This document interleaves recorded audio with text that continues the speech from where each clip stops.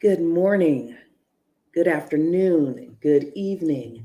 Thank you so much for joining us. My name is Leigh Felton. I am joined with my co host, Dr. Diane. And this is where we talk about all things lead, thrive, revive. It's about life beyond burnout. And regardless of what stage in your career, regardless of what stage in your life that you're in, the tips around burnout and thriving and surviving, I think the things that we're learning so much from Dr. Diane are significant areas that impact every stage of life. So, hello, Dr. Diane. Welcome, welcome. Hello, great to see your smiling face again. Thank you for having us. I'm, I'm, I am so happy when we have these sessions, and I know we had to miss the last one because of a personal situation, and so I'm glad that we have been able to come back together.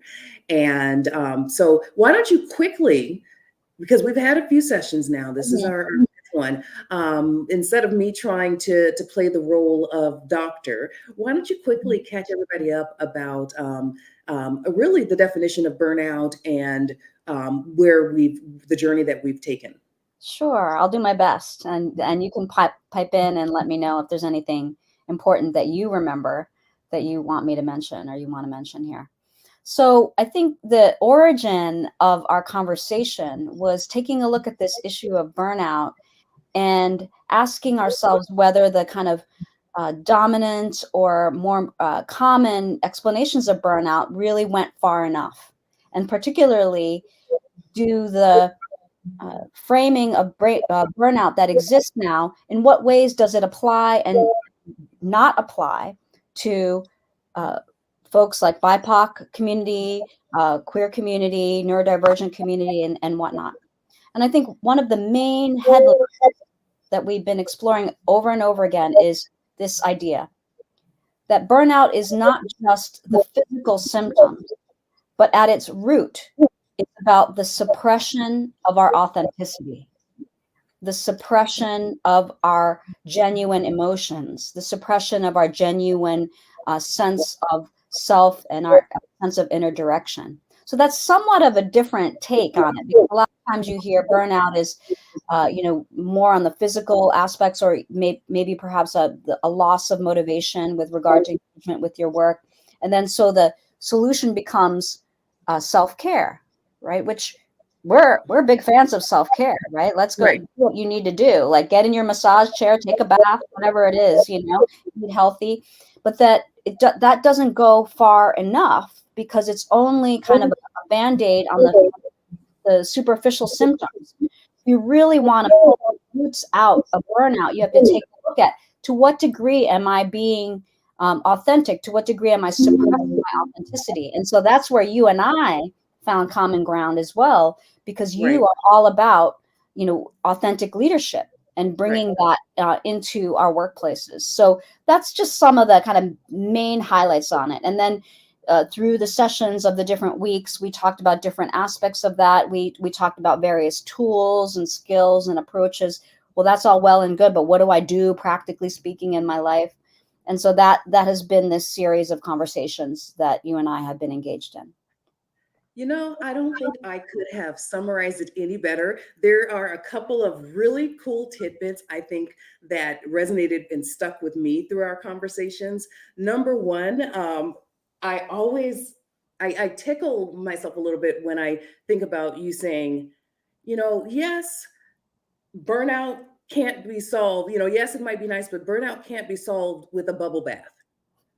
Right. And it's like, that is the reason I find that to be so cool, because it's like, yes, self-care, taking care of yourself, being able to get into a space where you can breathe and relax and not have to worry about taking care of anybody else is important. But that's not going to lead to thriving beyond burnout. And so that is one tidbit, right? That is one tidbit that really stuck with me. Absolutely. And then another element that we've been unpacking is, everything I've said so far, it applies to all of us regardless of different aspects of our identity. However, I think, and at least in my experience working with clients, and be curious about yours, but that there's something about the way that burnout lands differently if you're Black, Indigenous, person of color, if you're a queer person, if you're a neurodiverse person. And so one of the things we were exploring is, well, in what way is it different?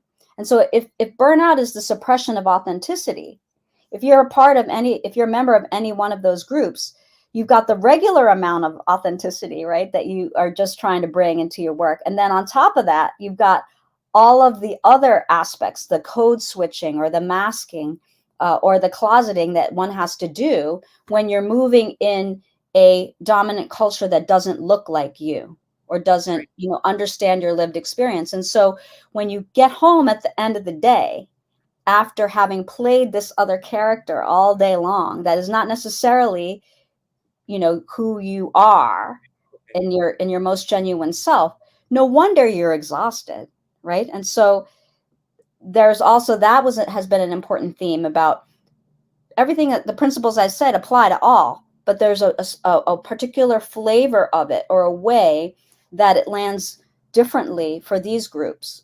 And if I could offer one other nerdy science thing, which I love to do, as you know, is that another way that neuroscience explains why that lands differently is that, when they studied how the pain of social exclusion, how it lands in our Yes. bodies.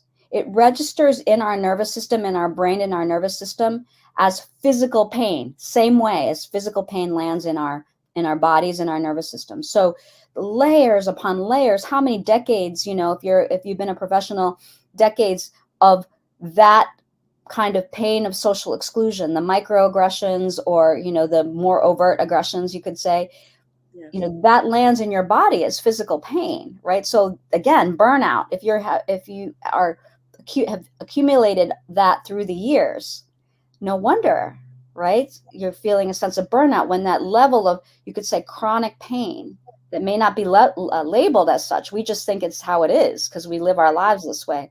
We just think it's how it is, but that does leave a mark on our bodies, and therefore burnout on an even deeper level.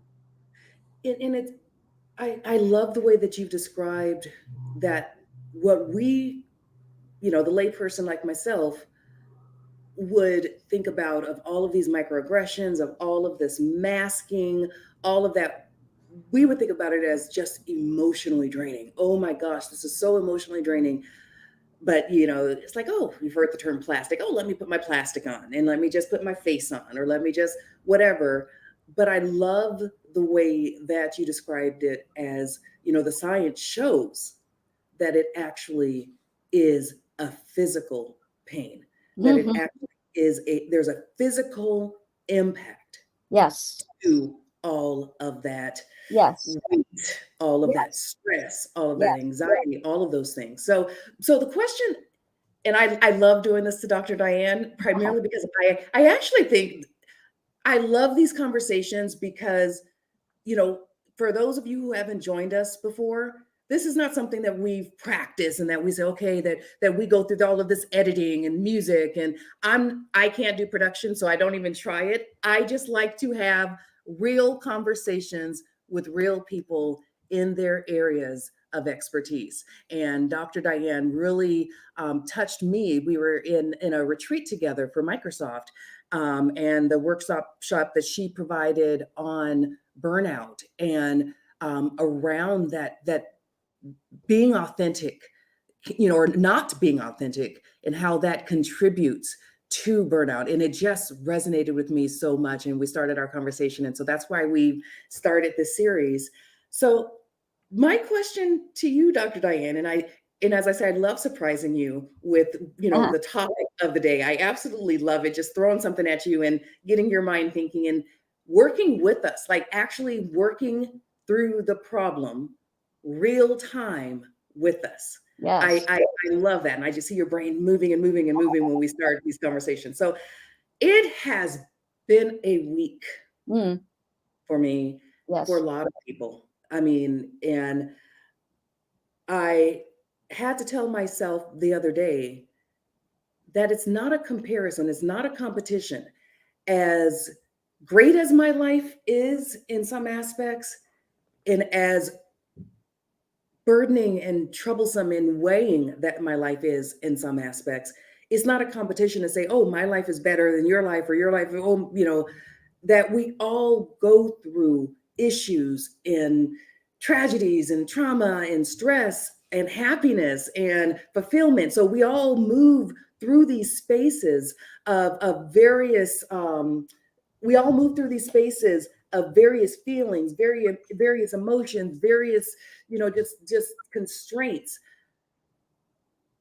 And a lot of times, the way I have found people to release themselves from a lot of that heavy burden is through what many would call venting, Mm, right? Just getting it out, having an ear, having people or a person, and not venting necessarily. Well, maybe the therapy, venting to your therapist is one thing, but I'm talking about, just like, we've all gone to our friend or our partner or whomever and have said, I just can't stand this, this guy at work, and he just keeps putting me down and mhm, belittling me or disparaging me. I just can't, you know, is venting, mhm, because from what I do, it's like, if I'm venting, I am being so true to me. It's mhm, like, mhm, truly, if you were to peel back all of the layers, when I vent, it's like, this is truly deep down mm, what I'm feeling and what is just driving me ah mhm. over the wall.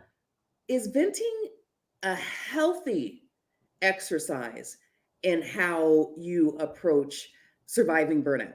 Mm, mm. Fantastic question. And I think very, very relatable. It's something that we all do with one another, right? And ourselves and with one another and our close people. So let's take a look at this. So one of the reasons why I think venting is something that we go to in situations of intense emotion is that it is like a pressure release of some kind, right? Like if you think of like a pressure cooker or like a pot with a lid on it and it's boiling away, right? And you got to release a little bit of the steam or else the pot boils over or something like that, right? And so venting, literally venting, right, means to like release the vent and like let some of the steam of the intensity of the emotion, out, right? And so, um, in its most healthy or adaptive function, that's what venting can do. Now, the question for me is, okay, it depends on how you do the venting, okay, and how we usually do venting and how, um, what are other kind of ways of approaching that pressure release that can be more sustainable from an energy perspective and from a burnout perspective. Okay, so the pressure release aspect of venting, I think, is important.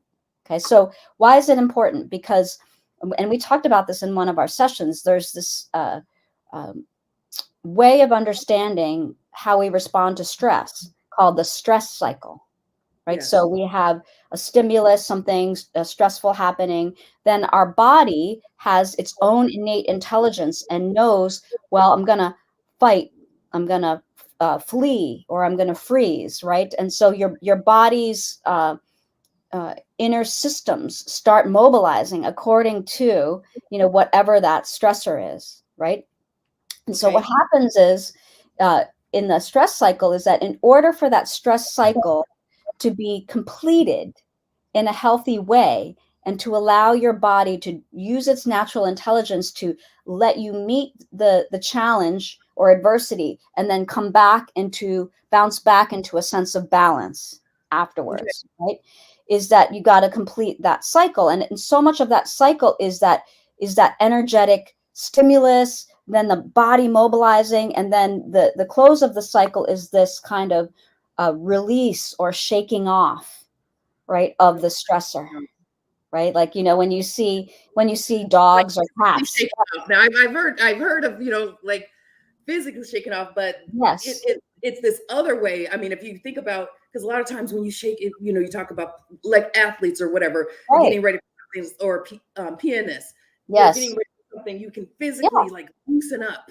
Right. Or That animals, right? Cats or dogs, after, they have some kind of stressor, they kind of shake it off a little bit, right?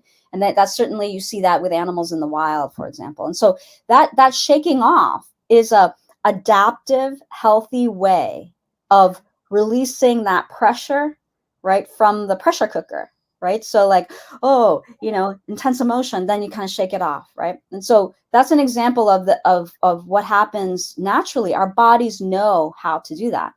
Now with venting, here's where you can veer off into something that is healthy for you or not healthy for you, right? And so let me give a different metaphor or analogy.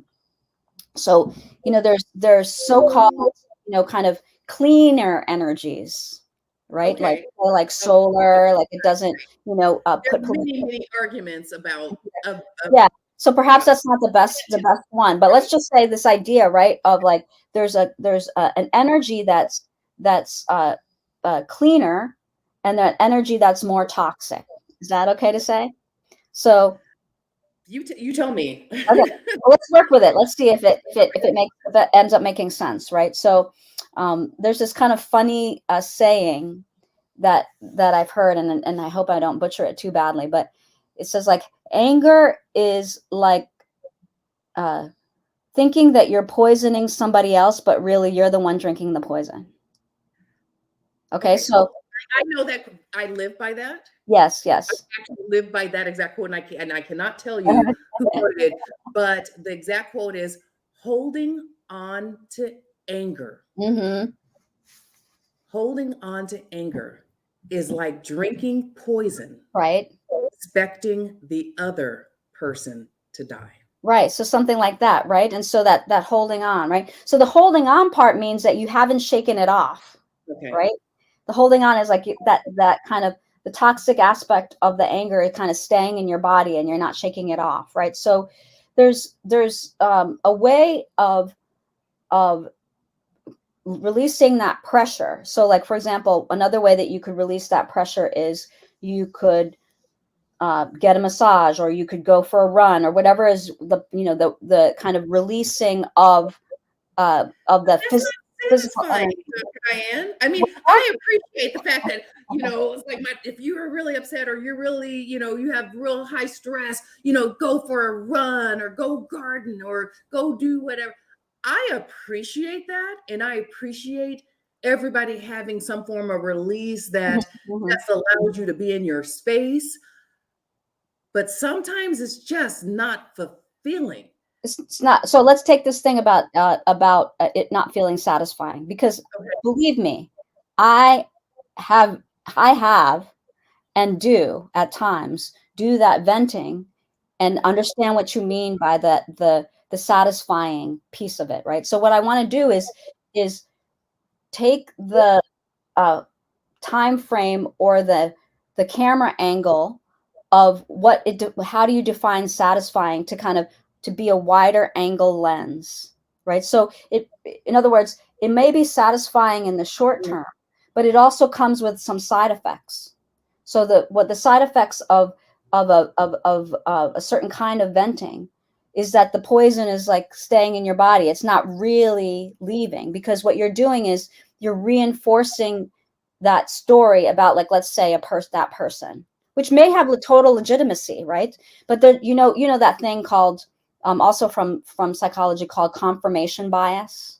Yes. Right? So confirmation bias means that Oh, yes. you have an idea about something, and then so your mind is only finding the data that reinforces the existing idea that you have about something, right? Look So at all the algorithms we have in every form of social media to correct, keep like you that. on the platform. So that's They work. confirmation bias, Exactly. They work, and they are putting tools in place right? that are looking at confirmation bias. It's like, how do you feel? What do you think? What is Yes. important to you? And that we're going to continue to So feed you stuff that you agree right. with.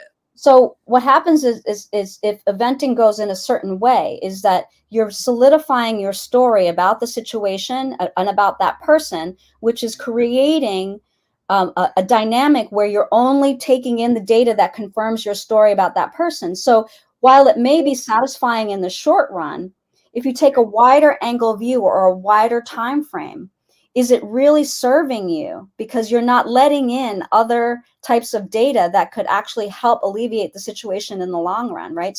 But instead you're just kind of, confirming and confirming that this is how it is. So the more that you confirm that story, actually the more likely that dynamic is just going to keep repeating itself. There's no way out of that dynamic, right? And I know that there are people on the other side of this call that are saying, yeah, from a book perspective, if we were all perfect and we said, I am going to internalize all of these perfect ideas about who I should be and how I should be. And I know that this venting, and I'm just looking for, affirmation that I'm right and this person is wrong, or that I've been wronged. Right. And that it's not necessarily healthy. But I know that there's a lot of people on the other side of this call. Mm-hmm. And there may be somebody on this side of the call um, Yeah. who understand that. I mean, I could have said, "Oh, venting," you're just going down this rabbit hole of just digging, and just burying yourself in all of this, these feelings and emotions. But it is this utopian ideology, in my opinion, Mm-hmm. to say that, oh, instead of venting, I am going to release through running, or I'm going to Right. release through, Well, something else. I hear that. And I hear that. And I, like I said, I too do the same thing, right? Like I too, vent in ways that aren't always helpful for me, but I don't hold myself to like a 100% perfection standard that I can always do that. But what helps me is just looking at cause and effect, right? Okay. So when I give myself a menu of ways to let that pressure release, and if I pick this thing off the menu, this regular way that I vent versus these other ways that I release the pressure, what's the cause and effect? How do I end up feeling in the long run? How does that affect my energy in the long run? And I don't try to make it about a should or utopia or anything like that. I just try to see for myself. Okay. Am I retaining the poison, or am I doing something that's healthy for myself in the long run? And just let it. You're not thinking rationally. How But is if you're in a stage where you are starting to, whether it's meant to every person in your in your circle, you're not at a rational stage to say, oh, is this actually going to help me, or is this not going to help me? So I want to pivot just a little bit, because I know from Dr. Diane, that I know that what you're saying is true. What you're saying is right. I got But some brain science for you. okay, I'm just saying I need something that just normal people like me, that is not going to stop in the middle of a fury tangent or venting braid and say, you know what? Is this actually healthy for Fair, me? Is this fair, actually, fair. that's not going to work. Give us something Okay. tangible that says this. What is the healthy? What is the healthy? Fair. This is a fair point. Okay, because when you're triggered, right, that means your prefrontal cortex, the executive functioning is not online. The amygdala is online, right? And so you're not in a rational place. You're not going to be like, let me think of all of the healthy menu items I have instead of this thing, right? So there was this famous example from history. Okay, so Abraham Lincoln used to write what he called hot letters. This was before email, right? So he would write the most vitriolic, angry letter about whoever was irritating him at the moment. And he was living through a very high pressure situation and time, right? And so he would write these letters and just let it rip. Yeah. right? And then he would write on it, um, did not send, or some other kind of, thing, right? And they would sometimes find some of these letters, right, later on, but Yeah. he would never mail them, right? And so, like, sometimes I'll write an email, but I'll make sure not to put the email address in the to, just in case, like I send it by accident, or like send Right. it to myself and just let it rip, right? And then you're allowing that pressure to release in a way where it's not having, kind of as much collateral damage, you could say, right, on the person that you're telling it to, or in the person that you might be directing, pretending in your mind that you're writing an email to, or whatnot. So there's things like that, and I'm sure the people who are listening also have their own tricks about, like, what do they do, right? So that's one aspect, right? That we're human, so we're not going to always know the healthiest thing to do in the moment. So that's one aspect. The other Okay. aspect, though, is that we practice not being impulsive or reactive on the small stuff, so that when it gets to the really big stuff, and that we're not expecting us in the heat of the moment to be, accessing that healthy choice. So in other words, we practice, and we try to get those habits, healthy habits, in our muscle memory in lower pressure situations, so that when we're in higher pressure situations, we can, you know, rise to the level of our training, as the saying goes, right? Not just to the level of our intention. It's one thing to have an intention about it, but if you're not training yourself in that habit when the stakes are not as high, then when the pressure is on, you're not going to be able to access that thing, because your prefrontal cortex is not going to be the one in charge. Okay. So that helps a lot because I always I always want to, as they say, keep it real. And I very much know that there is a science and an intelligence to how, if we were all perfect, the things that we should do. I should eat healthy every single day. And I know that I should eat healthy every single day. But does that mean I'm going to eat healthy every single day? Does that mean that I'm going to eat healthy half the days? No, Maybe, maybe not. spicy Cheetos, and a bottle of wine. Well, but I always find it important to say, so we know what is right. So we know this utopian, perfect way of living and going, or at least, that's what the books and what history, or what, all of these studies and research has taught us. But there is going to be this balance, because none of us are perfect and are, well, I'm not going to say none of us. Nobody that I have ever met or come in contact with has that level of focus and perfection. And Mm-hmm. so I think it's very important to to say there are going to be times where you're not going to do it right. And Absolutely. you're not going to do it right. And there and right. And I'm still putting my right in bunny ears and air quotes.